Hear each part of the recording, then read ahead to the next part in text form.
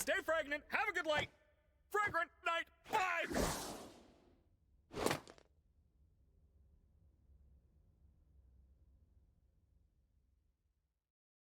What the fuck? Yo, I'm Bespera and here are my thoughts after watching episode 7 of Digital Circus because it just came out. I have not watched any other videos on this or looked at the comments of the video, so this is just purely based on what I think.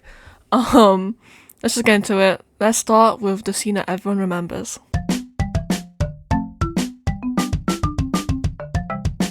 Woo, what a scene. But first let's just start with what is abstraction and why is the word abstraction used? In computer programming, this word means taking large and complicated things and making them simpler. I think in the digital circus, this means that, like, you know how it's all like ragged and shit? Yeah, that's like polygons getting simpler, right? I don't know how to explain it, but it's like their body is becoming more simpler, and that's why they take this shape. Also, we see from Abel's plans that the opposite of abstraction is lucid, meaning clear and bright. I don't know, this is kind of interesting because it seems like the word abstraction comes from what the fuck is his name? Sorry, Cain himself. I think it's like Cain himself. Yeah, I think that's pretty important considering the fact that they all use this word abstraction, but no one actually knows why they do that. Like, it's just a thing, it's just a label, right? But why did Cain choose the word abstraction? Now let's get on to the actual scene before I keep on yapping about abstraction. It's really interesting, the scene, because they reference the painting, what's it called? The Creation of Adam, where Ribbit reaches out and he takes the position of Adam, and interestingly, Jax takes God's position because he is reaching out. Now, in this form, like in this painting, this means like how God is reaching out to us, and it's humanity's choice whether to like accept God or just like, I don't know, do nothing. But it's really interesting here that it's pointed out that Jax takes the position of reaching out. Like, he is the one choosing whether or not to abstract, obviously. And I just think that's a really interesting point.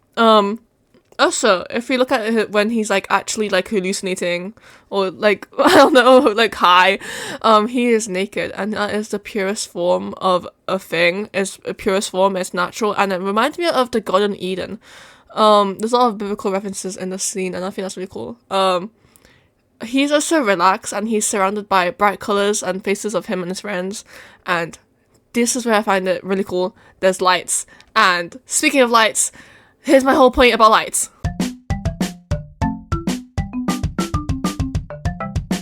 Each episode has a light and dark scene.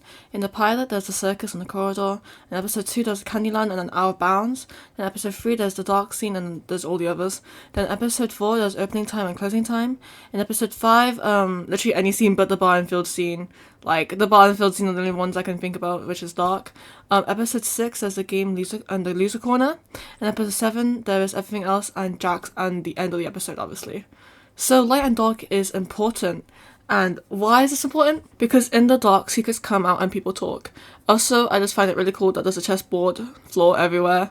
I don't know if that has any significance, but it makes me think about the light and dark theme. So, chessboard. Yay. This goes into my point that the void versus the cellar. So, I don't think the void is actually connected to the exit, but rather just a distraction. Because the void is filled with lights and it's tied with abstraction. This is a really, like, headcanon-y point, but yeah, I think the answer to it is in the cellar. Also, why does the cellar even have water? What's the use of the water? Is it just for the vibes? Like, surely Cain could have just thrown them into like a bottomless black void, but somehow there's water. I think that's important somehow.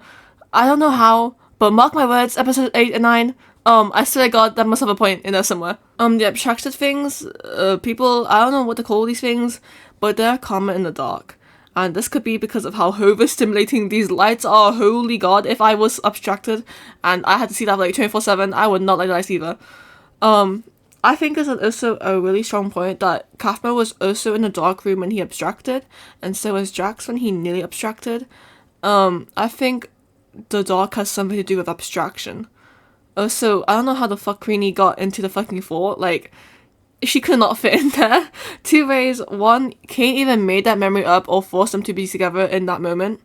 Or 2, King wanted it to happen, so it did. Like, the butterfly thing somehow lets her fit into the fucking fort. Speaking of Kinga, he is definitely part of the original fort of the circus, at least one of the first people there. He took computer science.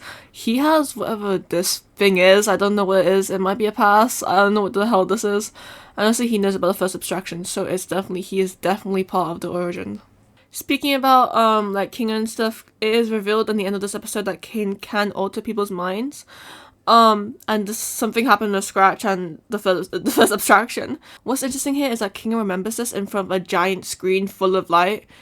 What the fuck? So let's get into why I think Kinga has his memory jumbled up. Lights are prevalent everywhere in the circus. It's practically always light out, filled with bright stimulating colours, because circus. We actually see the effect of light on Kinga. It's almost like a flashbang or a memory wipe.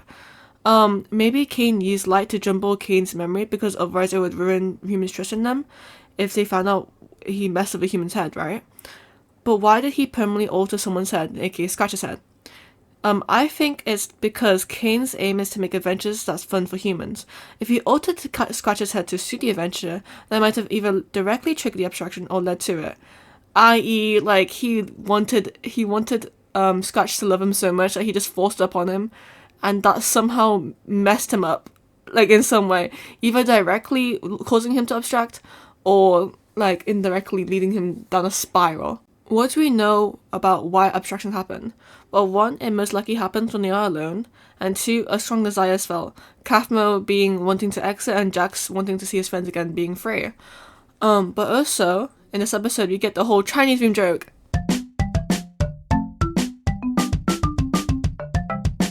Well, this reveals that Kane does not actually understand the emotions or what he is processing, but he likes to believe he does, like how he likes to believe there's a fluent Chinese speaker inside the room.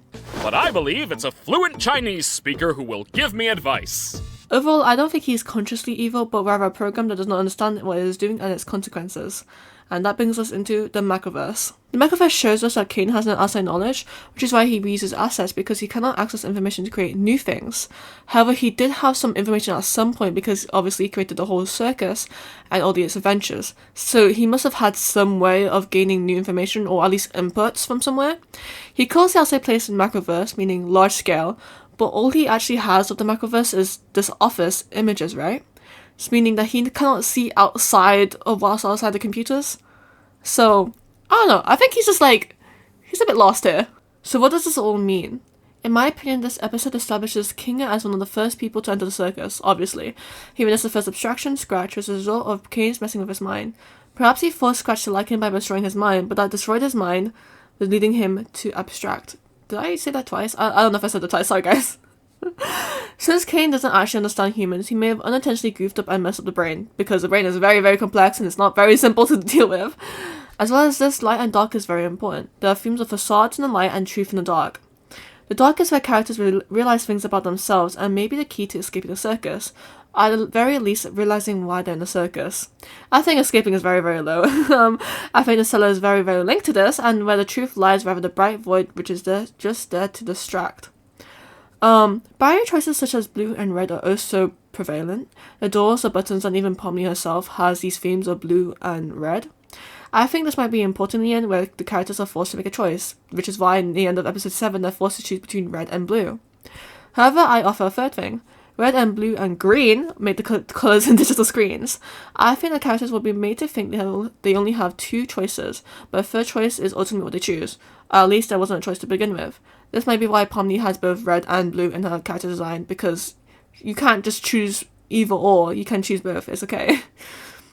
Each character is forced to go through their insecurities in the circus.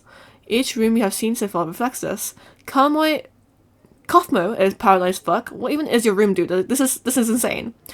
Also, this might be a bit out there, but what if his room purposely induces paranoia? What if his writing is not from him, but from his actual room? Like, Kane put it there as a way of, like, tormenting him. Anyways, Pomni's room is full of childhood toys, and she hates being treated as a child. Jack's room is pink. Yeah, he doesn't like pink. Super has mirrors and asymmetrical designs to reflect their dysphoria. And that's all the rooms we have seen so far in the show. So, I don't know. I think they're being tortured like this. But why are they being tortured like this? I think he's just silly. I think it's a way to stop them from being alone, since their room is now uncomfortable to be in, maximizing the time spent with Kane. Because, Kane loves us, bro. But I think the important message of digital circus is that the characters connect with each other, and that connections allow them to survive.